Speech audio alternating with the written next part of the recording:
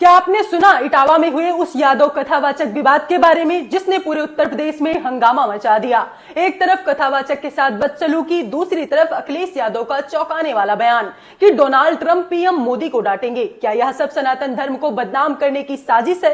और आखिर ब्राह्मणों का इस पूरे विवाद में क्या रोल है? अगर आप जानना चाहते हैं कि सच्चाई क्या है और क्यों यह मामला आपके लिए भी जरूरी है तो इस वीडियो को अंत तक देखिएगा, क्योंकि आज हम खोलेंगे हर राज और बताएंगे सनातन धर्म में ब्राह्मणों का असली महत्व।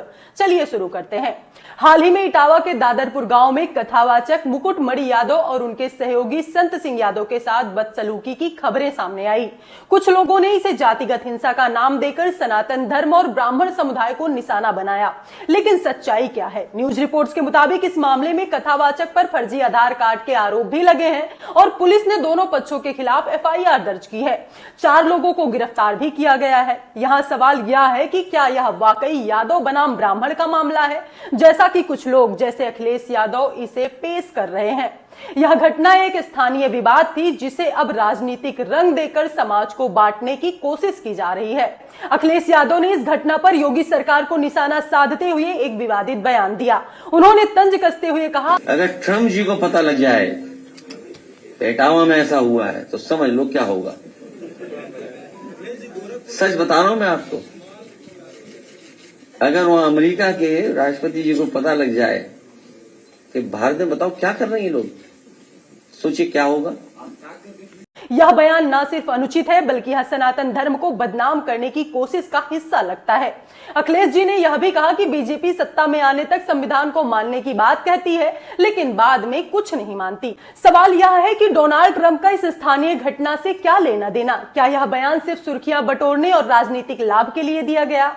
अखिलेश जी का यह कहना कि ट्रंप मोदी जी को डांटेंगे, यह न सिर्फ हास्यास्पद है बल्कि यह भारत की गरिमा को भी कम करता है। पीएम मोदी ने ट्रंप के साथ हाल ही में 35 मिनट की बातचीत में साफ कर दिया कि भारत किसी भी तीसरे पक्ष की मध्यस्थता स्वीकार नहीं करता, फिर चाहे वह कश्मीर का मामला हो या कोई और। ऐसे में इस तरह के बयान देना क्या समाज को बांटने की कोशिश नहीं है?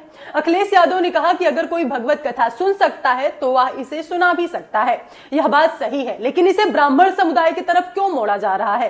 सनातन धर्म में कथा सुनाने का अधिकार सभी को है, लेकिन इसका मतलब यह नहीं है कि इसे जातिगत रंग देकर समाज में वैमनस्य फैलाया जाए। देवकीनंदन ठाकुर जी ने इस मामले पर सही कहा कि ऐसी घटनाएं सनातन धर्म को बदनाम करने की साजिश हैं। अखिलेश जी का ट्रंप वाला बयान भी इसी साजिश का हिस्सा लगता है, क्योंकि यह न सिर्फ घटना को बढ़ा चढ़ाकर पेश करता है बल्कि इसे अंतरराष्ट्रीय मंच पर ले जाकर भारत की छवि को नुकसान पहुंचाने की कोशिश करता है। अब बात करते हैं सनातन धर्म में ब्राह्मणों के महत्व की।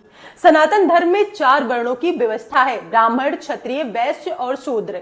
ये वर्ण कर्म के आधार पर है, ना कि जन्म के। ब्राह्मण वह है जो ज्ञान, अध्यात्म और धर्म का प्रचार प्रसार करता है। वेदों, पुराणों और शास्त्रों में ब्राह्मणों को समाज का मार्गदर्शक माना गया है, क्योंकि वे धर्म, संस्कृति और नैतिकता का पालन करते हैं। लेकिन इसका मतलब यह नहीं है कि केवल ब्राह्मण ही कथा सुना सकते हैं। भगवत कथा या कोई भी धार्मिक कार्य सभी के लिए खुला है। भगवान श्री कृष्ण ने गीता में कहा है, माम ही पार्थ व्यापाश्रित एपीष्यु पापयो ने, अर्थात जो भी भक्ति के मार्ग पर चलता है वह भगवान को प्राप्त कर सकता है, चाहे वह किसी भी समुदाय से हो। इसलिए इटावा की घटना को ब्राह्मणों के खिलाफ प्रचार करने का हथियार बनाना गलत है।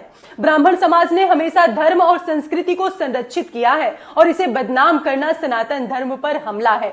दोस्तों, सनातन धर्म हमें एकता का संदेश देता है। इटावा की घटना को जातिगत रंग देकर हमें बांटने की कोशिश की जा रही है। हमें चाहिए कि हम सच्चाई को समझें और ऐसी राजनीति से बचें जो धर्म के नाम पर समाज को तोड़ने की कोशिश करती है।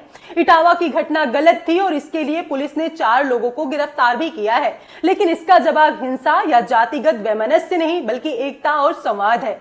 अखिलेश जी जैसे नेताओं का ऐसे बयान देना निंदनीय है जो समाज को बांटता हो और भारत की छवि को नुकसान पहुंचाता हो। तो दोस्तों, यह थी हमारी आज की चर्चा। सनातन धर्म हमारी ताकत है और इसे बचाने की जिम्मेदारी हम सब की है। अगर आपको यह वीडियो पसंद आया तो लाइक करें, शेयर करें और हमारे चैनल को सब्सक्राइब करें। अपनी राय कमेंट में जरूर बताएं। जय श्री राम, जय सनातन।